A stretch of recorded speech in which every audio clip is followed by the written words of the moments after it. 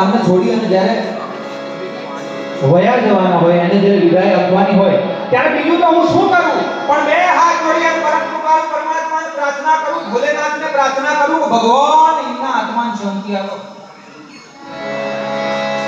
સિયાવર રામચંદ્ર ભગવાન. એટલે બોલતા ના આવે તો આવું થાય છે. હમણાં એક ભાઈ તબેલો કરતા કરતા શિક્ષક થઈ ગયા. તબેલો કરતા કરતા શિક્ષક થઈ ગયા. આખું વર્ષ સાહેબ એક જ વિષય ભણાયો. કયો ખબર? ભેંસ. બીજું કોઈ શીખવાડ્યું જ નહીં. ભેંસ કાળી હોય છે, ભેંસના માથે બે શિંગડા હોય છે અને ભેંસ દૂધ આપે છે. આ જ શીખવાડ્યું આખું વર્ષ.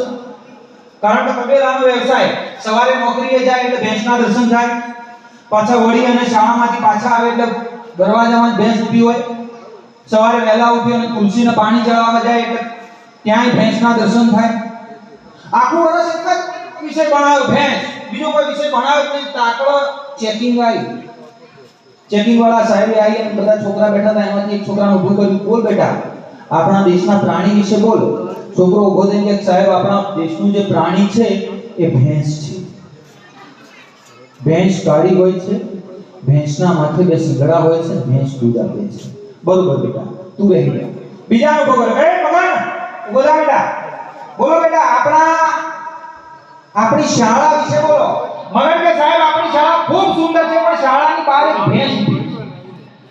ભેંસ કાળી હોય છે, ભેંસના માથે બે શિંગડા હોય છે, ભેંસ દૂધ આપે છે. પાછી ભેંસ એકનું એક બોલે, બેજા ત્રીજાનો ઉભો કરે, સગન ઓ સગન ઉભા થા બેટા, આપણા દેશના વડાપ્રધાન વિશે બોલો. એટલે સગન નામનો છોકરો ઉભો થયો. સગન નામનો છોકરો ઉભો થઈ કે સાહેબ આપણા દેશના જે વડાપ્રધાન છે એ ભાઈ શ્રી નરેન્દ્રભાઈ મોદી છે, પણ એ ભેંસનું દૂધ પીવે છે. ભેંસ કાળી હોય છે, ભેંસના માથે બે શિંગડા હોય છે, ભેંસ દૂધ આપે છે. 3 કલાક સુધી ભેંસ ભેંસ ભેંસ. કંટાળી સાહેબ બહાર નીકળીને આમ ગાડી લઈને જેવો ટન માર્યો સાહેબે બહાર નીકળવા માટે. આમ બરોબર કાયા તો પેલા પણ જેવો ટન મારીને બહાર નીકળ્યા ભેંસ જ ભીખવાની સાહેબ. અને જતા રહ્યા 3 મહિના કોમાં. ત્રીજા મહિને ઉભા થયા ને એટલે સાહેબ બોલતા હતા, ભેંસ કાળી હોય છે, ભેંસના માથે બે શિંગડા હોય છે, ભેંસ દૂધ આપે છે. આ માતાઓ અને બહેનોની હાજરી છે. માતાઓ અને બહેનો જે છે ને એની બુદ્ધિ બહુ હોય સાહેબ. ઓ બાળકો, ઓ થોડી વાર માટે હવે મારે માહોલ થોડો બાંધવો છે. માતાઓ અને બહેનોની અંદર બુદ્ધિ બહુ હોય સાહેબ. હમણાં એક બહેને એના પતિ પ્રશ્ન પૂછ્યો કે સાંભળો, પતિ કે હા, કે આ પુરુષ મરી જાય તો જો જાય? પેલો કે એ તો સ્વર્ગમાં જાય. હે? તો કે સ્વર્ગમાં એને શું મળે? તો કે એને તો સ્વર્ગમાં અપ્સરાઓ, રંભા, ઉર્વશી, મેનકા આવું બધું. અને કે આ પત્ની મરી જાય, સ્ત્રી મરી જાય તો સ્ત્રી ક્યાં જાય? પેલો કે એ સ્વર્ગમાં જાય. તો કે ત્યાં એને શું મળે? પેલો કે એને વધુ મળે, ચિંપાંજી, ગોરીલા. પણ હવે જોજો સાહેબ પત્નીનો જવાબ. પત્ની કે મારું બેટું તમારે હારું. પતિ કે કેમ? કે તમારે તો ઉપરે અપ્સરા, નીચે અપ્સરા, અને મારું બેટું ઉપરે વજ્રું.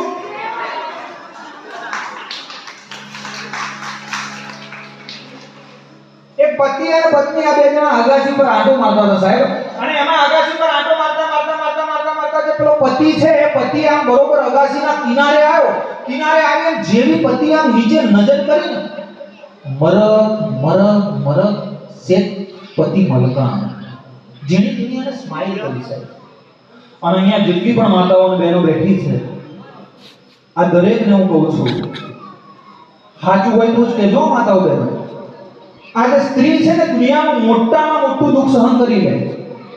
એક દીકરાને જન્મ આપવાની, એક બાળકને જન્મ આપવાની જે વેદના છે એ પણ સ્ત્રી સહન કરી શકે, પણ પોતાનો પતિ પોતાના આગળ કોમ દોઢવું જોઈએ, દોઢ કાઢ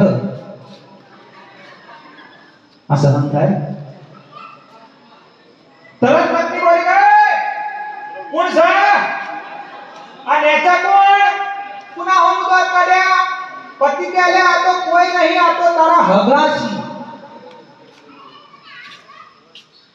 પણ હકપણની વાત આવે એટલે આપણને ખબર જ હોય સાહેબ પત્ની હરખ પદોડી પત્નીના મનમાં કે મારો કાકાનો છોકરો આવ્યો છે મારા મામાનો છોકરો મારો ભાઈ આવવાનું કે બધું કોણ હશે બરોબર હરખમાં પત્ની દોડતી અગાસીના કિનારે આવી અને જેવી આમ કિનારાથી નીચે નજર કરી ગધેડો ઉભો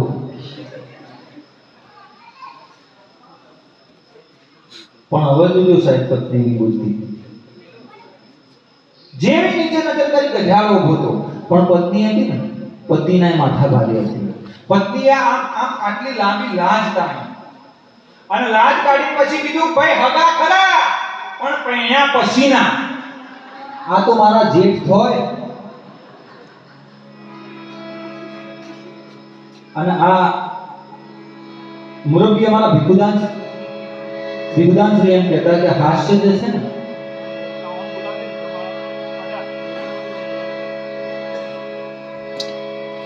હાસ્ય જે છે ડાયવર્જન છે એને હાઈવે ના બનાવી દેવાય મારે ટૂંક સમયમાં હવે અહીંયાથી નિલેશભાઈને રજૂ કરવા છે પણ એક નાનકડી વાત જે મને ગમે છે મારે અહીંયાથી કરવી છે હમણાં એક શિક્ષકે પહેલા તમે જોયું પહેલા આપણે બાળકોને પૂછતા કે બેટા તારે શું બનવું નાના બાળકોને તો બાળક એમ કહેતું મારે ગાંધી જેવું બનવું કે મારે સરદાર પટેલ જેવું બનવું કે મારે ભગતસિંહ જેવું બનવું કે મારે લક્ષ્મીબાઈ જેવું બનવું પણ આ કાના એ બાળકને શિક્ષકે પ્રશ્ન પૂછ્યો ત્રીજા ધોરણમાં કે બોલો બેટા તમારે શું બનવું છે અને એમાં ત્રીજા ધોરણનું એક બાળક ઊભું થઈને કે સાહેબ મારે પુષ્પા બનવું પુષ્પા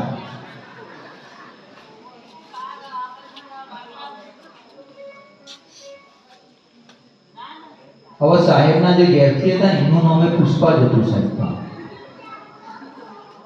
સાહેબનું મગજ ગયું સાહેબ કે મારું બેટું અમારું હોય પુષ્પા તોય પુષ્પા સાહેબ કે અહીંયા આગળ આય પકડ અંગૂઠા છોકરું બોલ્યું નહીં ખાલી આટલું જ કર્યું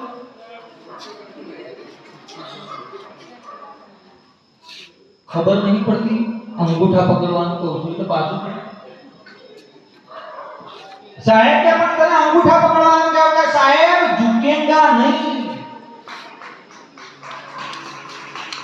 સાહેબે ખીચામાંથી ફોન કાઢી સાહેબ કે ઉભો થા મમ્મી ફોન લગાવો છોકરું કે સાહેબ મારા મમ્મી ફોન ના લગાવતા સાહેબ કે કેમ કે અનુપમા જોતી હશે તો ડિસ્ટર્બ થશે હા અને સાહેબ મારી મમ્મી અનુપમા જોતી હોય તો મારા પપ્પા કદી એને ડિસ્ટર્બ નહીં કરતા અને જો મારી મમ્મી કોઈ ડિસ્ટર્બ કરે તો મારી મમ્મી એને ડિસ્ટર્બ કરી નાખે સાહેબ પણ કહેવાનો મારો અર્થ એ છે સાહેબ કે જ્યારે માં અનુપમા જોતી હોય એના દીકરા પુષ્પા જોવે એમાં કઈ ફેર ન પડે સાહેબ હું કોઈ ટીવીનો કોઈ મૂવીનો વિરોધ નથી કરતો પણ જે અમારી માવડીઓ બેઠી છે માવડીઓને હું એટલું કહેવા માંગુ છું કે આ દેશ જે છે ને સંસ્કારોનો દેશ છે આ સભ્યતાનો દેશ છે શબ્દ એક શોધું ત્યાં સહિકા નીકળે અરે કૂવો ખોદવા જાઓ ત્યાં સરિતા નીકળે અને કંઈક અલગ તાસીર છે આ માટીની આજકાલ ઘણા ટેગ આપે છે સાહેબ યુનેસ્કો દ્વારા આમાં જે ભણતા હશે અને જનરલ નોલેજની તૈયારી કરતા હશે અને કદાચ ખબર હશે કે યુનેસ્કો દ્વારા અમુક ટેગ આપવામાં આવે છે કે Ahmedabad city is world heritage site Kalibangan is world heritage site Rani ki Vav is world heritage site Dholavira is world heritage site પણ મારું એવું માનવું છે કે all over India is world heritage site આ આખો દેશ વિશ્વની વસાહત છે આ આખો દેશ વિશ્વની સંપત્તિ એક નાનો પ્રસંગ મારે કહેવો છે સાહેબ શું આ દેશે કેવા દીકરાઓ જન્મ આપ્યો છે હું કોઈ ટીવીનો કોઈ મૂવીનો વિરોધી માણસ નથી પણ હું એટલું કહું છું તમારા દીકરાઓને શીખવાડજો કે ભગતસિંહ કોને કહેવાય મહારાણા પ્રતાપ કોને કહેવાય સરદાર કોને કહેવાય ગાંધી કોને કહેવાય આ નોલેજ આપવું જરૂરી છે સાહેબ એક નાનો પ્રસંગ મારે કહેવો છે 8 વર્ષની એક દીકરાની ઉંમર છે પંજાબની ધરતી અને પંજાબની ધરતી ઉપર 8 વર્ષનો દીકરો એમ કહેવાય કે એના બાપની સાથે ખેતરમાં ગયો છે ખેતરમાં એનો બાપ માટીની અંદર અનાજ વાવે છે, જમીનની અંદર અનાજ વાવે છે, અને ત્યાં 8 વર્ષના દીકરાએ પોતાના બાપને પ્રશ્ન કર્યો છે કે ઓય મેરે પ્યો તું કી કર રહે હો, બાપુજી તમે શું કરો છો?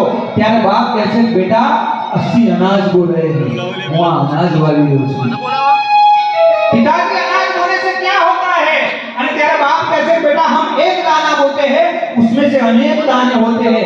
આપણે જ્યારે એક દાણો વાવીએ એની અંદરથી અનેક દાણા થાય, અને ત્યારે 8 વર્ષનો એ ભારત વર્ષની માટીનો એક દીકરો પોતાના બાપને કહે છે સાહેબ કેવું હોય બાપુજી, આપણે એક દાણો વાવીએ અને એની અંદરથી અનેક દાણા થાય?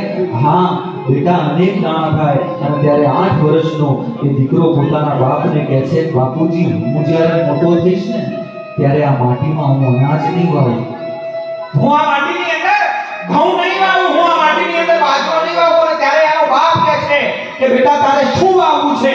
અને ત્યારે 8 વર્ષનો એ દીકરો કહે છે પિતાજી मुझे इस मिट्टी में बंदूक बोनी है, मारे आ माटी ની અંદર બંદૂક વાવવી છે, અને એ બંદૂકથી અમારા દેશ ઉપર જે રાજ કરી રહ્યા છે ગોળિયા અંગ્રેજોની મારે છાતી દીધવી છે।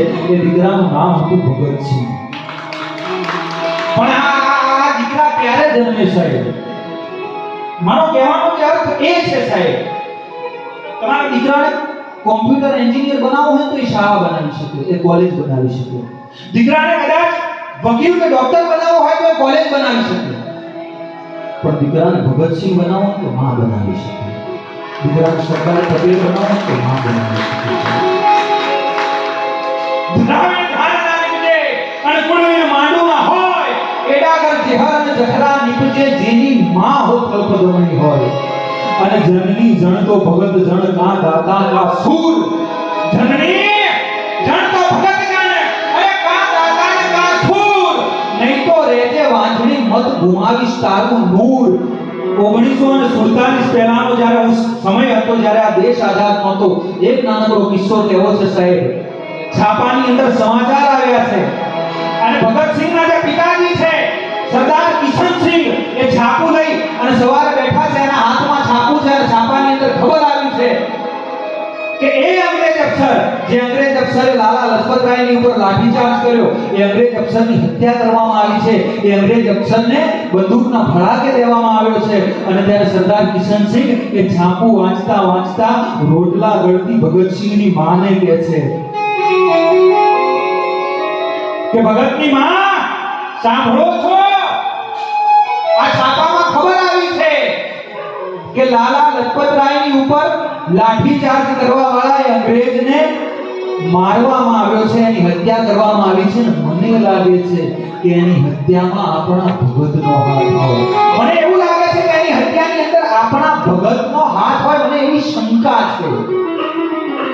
પણ જ્યારે સરદાર કિશનસિંહ એમ કહે છે કે મને શંકા છે કે આ હત્યાની અંદર ભગતસિંહનો હાથ હોય, ત્યારે રોટલા ઘડતી ઘડતી આ દેશની જગદંબા બોલી છે, રોટલા ઘડતી ઘડતી આ દેશની એ જનતા બોલી છે સરદાર તમે તો બાપ છો, તમને શંકા હોઈ શકે પણ મને કોઈ શંકા નથી, અને મને તો પૂરેપૂરો વિશ્વાસ છે કે એ ગોળિયા અંગ્રેજને મારવા વાળો એ મારું ધાવણ જ હોય, એ મને ધાઈને જે મોટો થયો છે ને મારો દીકરો જ હોય। કહેવાનો મારો અર્થ એ છે સાહેબ કે આ દેશની જનતાઓએ ધાવણમાં ઘૂંટડે સંસ્કારોનો પરિપાક કરાવ્યો છે, આ દેશની જનતાઓએ હાલરડે સંસ્કારોનું પરિપાક કરાવ્યું છે।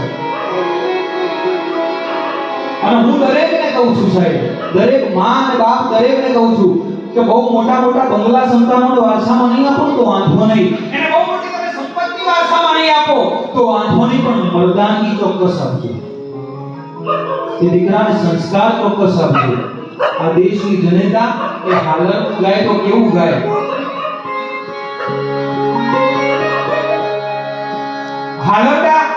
હાલરડાની અંદર હાલરડાના શબ્દોની અંદર આ દેશની જનતાઓએ સંતાનોને મર્દાનગીના પરિપાક કરાવ્યા છે, અને કેવા હાલરડા ગાયા છે સાહેબ।